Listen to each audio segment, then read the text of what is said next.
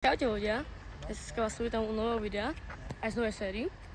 Dneska je to taká séria, že hodnotíme parky, do ktorých ideme a hovoríme, či to oplatí alebo neoplatí a tu s Jakubom. Čusko, je to síce môj kanál, ale Maťo to uviedol.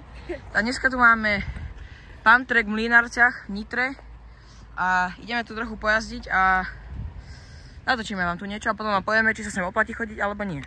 Je to síce taký menší pump track, ale menší neznamená zlý.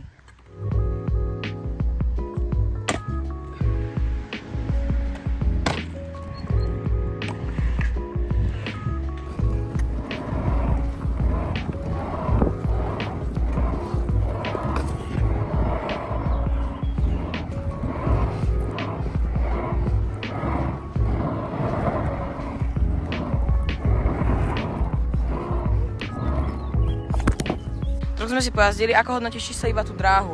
No ako dobre, ako je to menšie, ale... Dá sa to užiť taký 8 z 10. Dráha dobrá a ideme ešte potočiť nejaké triky.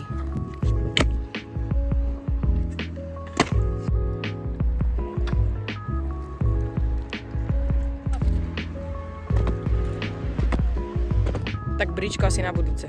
No, dá by si ho tak. Ok, akurát sme odišli, je dobrý.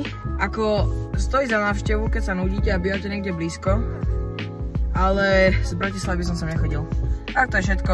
Čaute.